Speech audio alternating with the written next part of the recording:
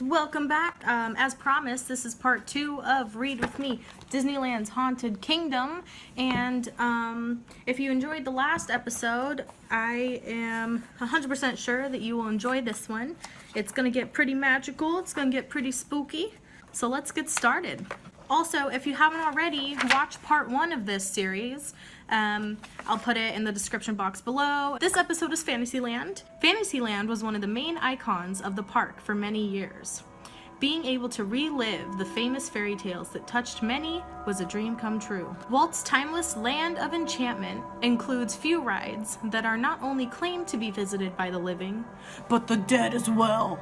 Oh my god, I looked disgusting when I did that. That was gross. One of the park's alleged hauntings that I find very interesting took place in the old Christmas shop, which was located in the back of the Sleeping Beauty castle.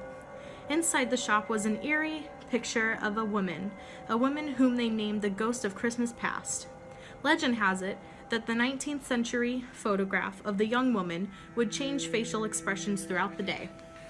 Several cast members claimed to see her making a strange face as well as a frown.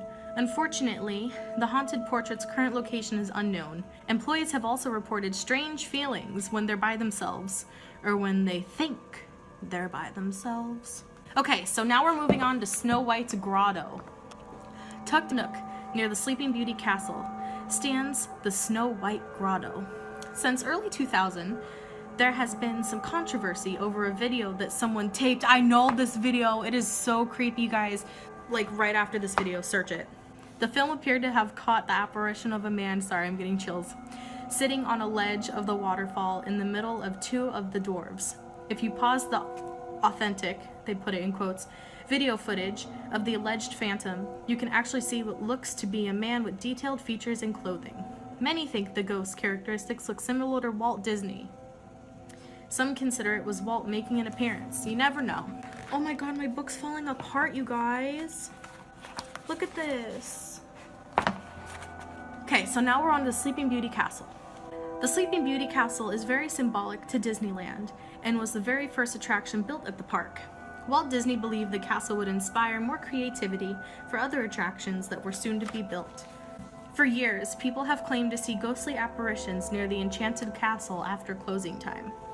Many moons ago, 2 women were given a tour by a supervisor of the park after hours. It was about 2:30 in the morning and the 3 were in Fantasyland. 2:30 in the morning? No wonder stuff went down. As they got closer, they claimed to see an older gentleman standing on the drawbridge waving at them. At that point, we noticed that he disappeared from the mid-thigh down. We also saw that he strongly resembled Walt. After he waved back, he turned and walked a few steps and then disappeared. Would you guys be scared if you saw Walt? Or would you be calm? I always wonder if I'd be scared if I saw him, or if I'd be like, oh hi. Okay, so now this is King Arthur Carousel. The King Arthur Carousel, built in 1875, not 1955, 1875, was an opening day attraction.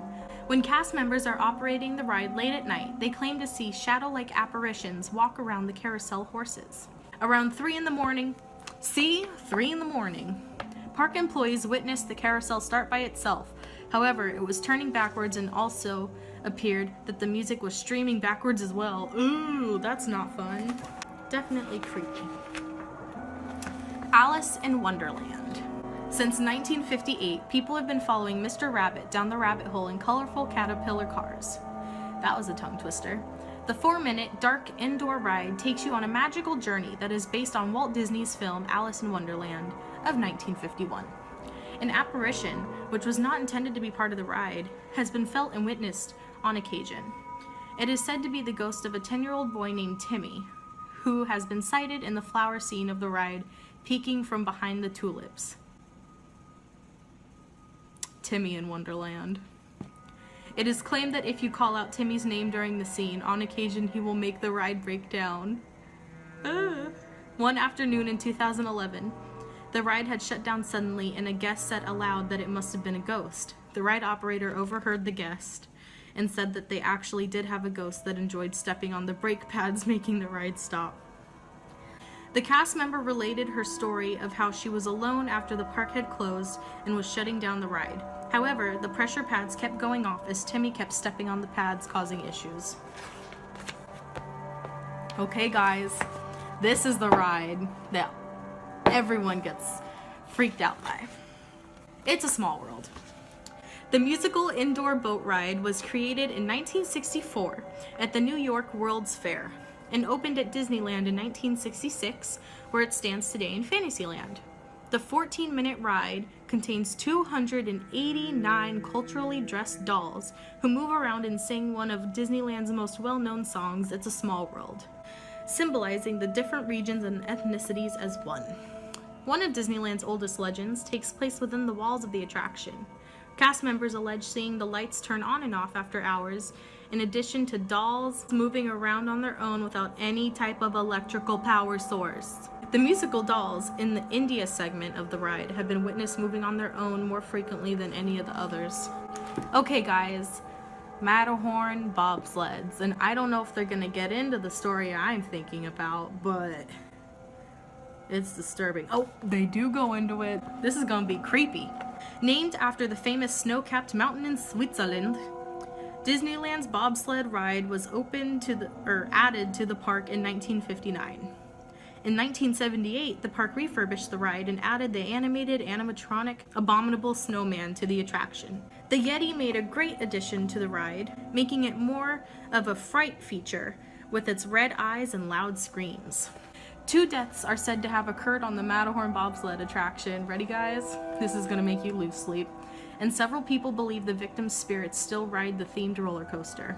The first fatal incident occurred in May of 1964 when a 15-year-old boy unbuckled his seatbelt and stood up during the ride, which made him fly out and hit the tracks. He died in a hospital 3 days later due to internal injuries. Since his death, cast members have alleged seeing a teenage boy in a hooded sweatshirt walk around the mountain or stand up in one of the sleds. He completely vanishes sometime during the ride, leaving the seat empty when the sled returns. A cast member noticed the ghost, who she believed to be alive at the time, standing in front of the climber's entrance on the Matterhorn. She ran up the stairs to where she saw the adolescent with a hooded sweatshirt. After yelling to get his attention, he turned around and faced her direction. At that instant, she noticed it wasn't someone in the flesh and blood, but a ghost without a face. The employee turned and ran with fear. No, duh. Who wouldn't? The other cast members in the break room said they've never seen anyone fly down those stairs and out of the Matterhorn faster than she did at that moment. That was a quote from a Disneyland cast member. And this is the story I was thinking about when I heard Matterhorn. On January 3rd, 1984, a woman by the name of Dolly was thrown from her seat while riding the Matterhorn on the Tomorrowland side of the attraction. It is said that she also unbuckled her seatbelt and stood up to change seats with her child while the ride was going. She fell on the track and was crushed by an oncoming sled, which some claim was extremely horrific and gruesome. She landed 2/3 of the way down the mountain, now known as Dollys Dead. Since Dolly's unfortunate death, cast members believe she haunts the Matterhorn, as quite a few uncanny and unexplainable experiences have occurred since.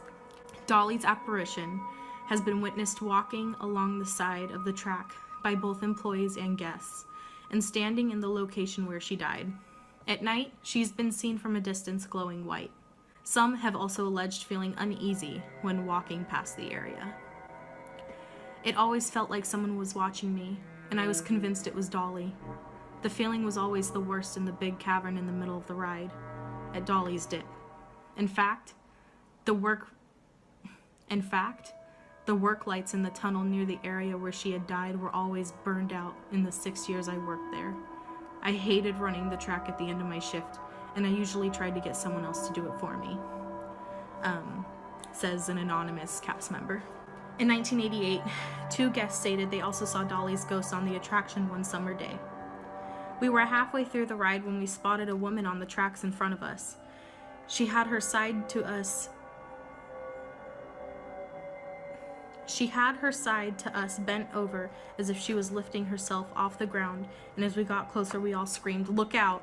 and covered our heads. When we looked up, she was gone, says an anonymous guest.